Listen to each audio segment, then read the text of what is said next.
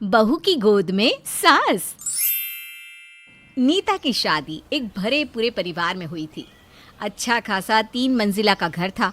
रोहित का माता भी अच्छा था, तो नीता के माता पिता ने भी ज्यादा सोचे बिना चट मंगनी और पट शादी करके नीता को विदा कर दिया। शादी के बाद नीता ढेरों सपने सजाकर अपने ससुराल आ तो गई थी, लेकिन उस बेचारी को कहाँ पता था कि इस ऊंची दुकान के पकवान फीके निकलने वाले हैं। शादी के अगले ही दिन, बेटा नीता, अब तुम आ गई हो तो हम गंगा नहा लिए समझो। अब हमारा तो हो गया रिटायरमेंट, इसलिए घर की सारी जिम्मेदारी आज से तुम्हारी। उस समय तो नीता सास की इन बातों का मतलब ज्यादा समझ नहीं पाई, लेकिन जल्द ही सब कुछ आईने की तरह साफ हो गया। नीता के ससुराल में एक कंवारी ननद, एक देवर, सास ससुर और पति थे। सुबह 6 बजे नहाकर तैयार होने के बाद जब वो रसोई में पहुंची तो उसका सर ही चकरा गया। रात के झूठे बर्तनों का पहाड़ खड़ा उसका इंतजार कर रहा था। रसोई में हर जगह गंदगी फैली हुई थी। नीता ने जल्दी जल्दी बर्तन साफ करने शुरू कर दिए। अभी बर्तन धुल भी नहीं पाए थे कि ननद अंजलि किचन में आ गई। भाभी, जल्दी से नाश्ता लगा दो और हाँ, मेरा टिफिन भी पैक कर देना, वो ना मुझे आने में लेट हो जाता है। अच्छा ठीक है, बना देती हूँ। नीता बर्तन साफ करने के बाद जल्दी जल्दी चाय नाश्ता बनाने लगती है। भाभी, मम्मी तो बोल रही है कि आज से सारे कामों की जिम्मेदारी आपकी है। अब आप जल्दी से ना मेरी शर्ट प्रेस करके दे दो, नहीं तो मैं कॉलेज के लिए लेट हो जाऊंगा। प्रेस तो आप बाहर से करवा लो, मैं किचन में बिजी हूँ। एक काम करो, अपने भैया अंजलि और अपने खुद के हफ्ते भर के कपड़े ले जाकर धोबी को दे आओ, वो प्रेस करके लौटा देगा। यह क्या बात हुई बहू? छोटे ननद और देवर अपने बच्चों के समान होते हैं, अब उनके काम करने की आदत डाल लो। आज कपड़े बाहर से प्रेस कराने को बोल रही हो, कल को खाना भी बनाने से मना कर दोगी। ऐसा तो चल गया ये घर। अच्छा ठीक है माँ जी, मैं कपड़े प्रेस कर देती हूँ, आप ज़रा देर रसोई संभाल लीजिए। अरे राम राम राम राम, घोर कलयुग आ गया है। ये पहली बहू देखी है मैंने जो सास को काम बता रही है। बेटा ज़रा जल्दी उठा करो, तभी ना सारे काम समय से हो पाएंगे, और मुझसे तो उम्मीद लगाना छोड़ ही देना बेटा। सास के मुंह से खरी खरी सुनने के बाद नीता का मन खराब हो गया था। उसकी शादी को अभी 2 ही दिन हुए थे और घर में सब ऐसे बर्ताव कर रहे थे जैसे वो सालों से ये घर चला रही हो। सुबह के काम दौड़ दौड़ कर ख़त्म करते करते नीता को दोपहर के 12 बज गए थे। पूरे घर की सफाई, कपड़े, बर्तन, नाश्ता, सारा काम नीता की ही जिम्मेदारी थी। सास रुक्मिणी तो किसी भी काम को हाथ ही नहीं लगा रही थी। दोपहर में सास ने नीता को एक बार फिर से आवाज़ लगाई। नीता बहू, यहाँ आना ज़रा। जी माँ जी, आपने बुलाया? हाँ बेटा, एक काम करो, लंच में ना कुछ हल्का ही बना लेना। लेकिन माँ जी, सब्जी तो मैंने सुबह ही बना दी थी, सबको लंच पैक करके दिया था ना। अरे बेटा, दोपहर में दोबारा वही सब्जी तो नहीं खा पाऊंगी ना, कुछ और बना लो बेटा। ये भगवान, सुबह 6 बजे से काम में लगी हुई हूँ, इस घर का काम न हुआ, जान को आफत हो गई। अब फिर से सब्जी बनाओ, ऊपर से हर आधे घंटे में मम्मी जी बहू बहू कहकर ऑर्डर देती रहती है। कभी कहती है पानी लाओ, कभी कहती है चाय बनाओ, यहाँ तक कि नहाने के कपड़े तक मुझसे निकलवाती हैं। बेचारी नई नवेली दुल्हन, किसी को उसके ऊपर तरस नहीं आ रहा था।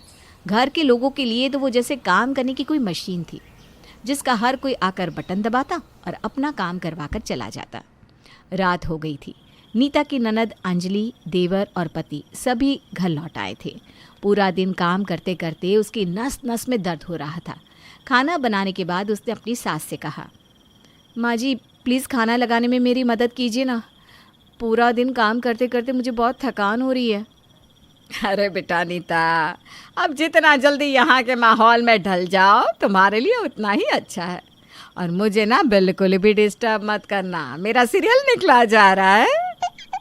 अंजलि प्लीज़ तुम थोड़ी हेल्प करो ना। अरे भाभी, मुझे तो इस रसोई वसोई से दूर ही रखो, मुझसे नहीं होता ये सब, और मैं तो ना आज ही मैनिक्योर करा के आई हूँ। इतनी थकान के बाद भी बेचारी नीता अकेले ही रसोई में काम करती रही। सबको खाना खिलाने के बाद उसने बर्तन धोए और फिर रसोई की साफ सफाई की। अरे यार नीता, अब चलो भी, बाकी का काम सुबह कर लेना। अगर अभी काम खत्म नहीं होगा ना तो सुबह फिर लेट हो जाएगा और मुझे सबकी बातें सुननी पड़ेगी। नीता रोज़ देर रात तक काम करती। सुबह भी जल्दी ही उठ जाती, फिर भी घर के काम थे जो खत्म ही नहीं होते थे। कुछ दिन बाद घर का माहौल बदलने लगा था। उसने महसूस किया कि घर में सब उससे खींचे खींचे से रहते थे। क्या बात है रोहित, आप मुझसे किसी बात को लेकर नाराज़ है क्या? मैं देख रही हूँ कि आप आजकल मुझसे ठीक से बात तक नहीं करते। एक बात बताओ, तुम्हारी शादी मुझसे हुई है या पूरे घर से? घर में सबके लिए तुम्हारे पास समय है, बस मेरे लिए नहीं है। अरे आप ऐसा क्यों कह रहे हैं? ये घर भी तो आप ही का है ना। बताइए, आपका कौन सा काम मैंने नहीं किया? मेरे बालों में तुम कभी तेल लगाती हो? कभी पूछती हो कि मैं ऑफिस से कितना थक कर आता हूँ? कभी सोचा कि पति के पैरों की मसाज कर दो? रोहित, पूरा दिन सांस लेने तक की फुर्सत नहीं है मेरे पास, और तुम इन छोटी छोटी बातों का बतंगड़ बना रहे हो। रोहित से बहस के बाद नीता गुस्से में बिस्तर पर लेट गई। अगले दिन सुबह सुबह घर में मच रहे शोर से नीता की नींद टूटती है। क्या हुआ? आप लोग ऐसे चिल्ला क्यों रहे हैं? अरे भाभी, मैंने बताया था ना, आज मेरे कॉलेज में सेमिनार है। आपने मेरा कोट प्रेस नहीं किया, यहाँ तक कि मेरी वाइट शर्ट भी गंदी पड़ी हुई है। हद है तुमसे बहू, इस तरह काम चोरी से घर चलाओगी तो चल चुका घर। अब सुबह सुबह बेचारा क्या करे? हाँ, भाभी को हम लोगों की चिंता ही कहाँ है। इन्हें कहाँ फर्क पड़ता है, हमारा सेमिनार छूटे तो छूटे। माँ जी, ये घर सिर्फ मेरा है क्या? बाकी सभी लोग यहाँ पर मेहमान बनकर आए हुए हैं। या कैसी बात कर रही हो बहू? बिल्कुल सही कह रही हूँ मैं। सुबह से लेकर रात तक मैं काम में पिसती रहती हूँ, तब भी किसी को संतुष्टि नहीं है।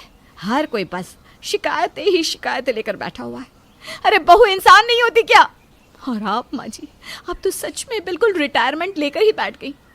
और अगर रिटायरमेंट लेना ही था तो कम से कम अपने बच्चों को कोई काम करना तो सिखाया होता। कपड़े प्रेस करने से लेकर रुमाल ढूंढने तक के हर काम के लिए सबको भाभी ही चाहिए। भाभी पूरा दिन पिसती रहे तब भी भाभी तो बुरी ही है ना अंजलि? सही कहा ना मैंने? भाभी की बात सुनकर अंजलि और देवर सुमित धीरे से वहां से खिसक गए। सास रुक्मिणी भी चुपचाप जाकर टीवी देखने लगी। ऐसा लग रहा था जैसे किसी ने कुछ सुना ही ना हो। हद हो गई बेशर्मी की। इस घर में तो कोई हाथ हिलाने को तैयार ही नहीं है। ऐसा लगता है सब चिकने खड़े हैं। लेकिन अब इस घर के उल्टे कायदे बदलने का समय आ गया है। अगले कुछ दिन नीता चुपचाप सबका काम करती रही। फिर एक दिन काम करते हुए नीता चकराकर जमीन पर गिर पड़ी। हे भगवान, ये क्या हो गया मेरी बहू को? रोहित बेटा जल्दी आओ, देखो तो नीता बेहोश हो गई है। माँ की बात सुनकर रोहित दौड़ते हुए रसोई में आता है और पानी की छींटे मारकर नीता को होश में लाता है। अरे बेटा क्या हो गया? बेहोश कैसे हो गई? मैं आपको बताने वाली थी कि मैं माँ बनने वाली हूँ। अरे वाह वाह वाह वाह, राम जी ने सुन ली मेरी। अब तो मैं अपनी गोद में पोता खिलाऊंगी। ऐसा कुछ नहीं होने वाला, मुझे ये बच्चा नहीं चाहिए। ये क्या बोल रही हो नीता? क्यों नहीं चाहिए? अब इस घर में बच्चों की कौन सी कमी है जो मैं अपने लिए एक और बच्चा लेकर आऊं? तुम्हारे भाई बहन भी तो अभी तक बिल्कुल दूध पीते बच्चे ही हैं। अभी मुझे सांस भी लेने की फुर्सत नहीं है। मैं कोई बच्चा नहीं चाहती। अपनी माँ से पूछो, जिस दिन से मेरी शादी हुई है उन्होंने रसोई में कदम भी रखा है। प्रेगनेंसी में मुझे भी तो आराम चाहिए होगा। और माँ जी का कहना है कि बहुएं आराम नहीं करती। बहू आराम करेगी तो फिर ये घर कैसे चलेगा? अरे बेटा शुभ शुभ बोल, पहली बार खुशखबरी आई है और तू मनहूस बातें कर रही है। मान लिया मैंने कि मुझसे गलती हो गई। सच में बहुत काम करवाया तुझसे। और रसोई का क्या है बहू, वो तो हम दोनों मिलकर संभाल लेंगे। मैं सोच रही हूँ अंजलि की भी अब शादी की उम्र हो रही है, थोड़ा काम इसे भी सिखा देती हूँ। और सुमित, रोहित, तुम भी कान खोल कर सुन लो। अपने कामों की जिम्मेदारी अपने हाथ में ले लो। मेरी बहू कोई मशीन नहीं है। हाँ नीता, मैं घर की साफ सफाई और बर्तन के लिए काम वाली लगवा देता हूँ, तुम्हें थोड़ा आराम मिल जाएगा। ठीक है माँ जी, आप मेरी मदद कराने के लिए इतनी जिद कर रही हैं तो मैं मान जाती हूँ। रात को अपने कमरे में। बोलो कैसी एक्टिंग की मैंने? एकदम फर्स्ट क्लास, मज़ा ही आ गया। पता है आज तो पूरा दिन माँ जी मेरे साथ ही काम में हाथ बटाती रही। लेकिन ये झूठी प्रेगनेंसी का क्या करेंगे? झूठी नहीं है, आप सच में पापा बनने वाले हो। क्या? इसके बाद नीता के ससुराल के कायदे बदल जाते हैं और सास बहू मिलकर घर गृहस्थी चलाने लगती हैं।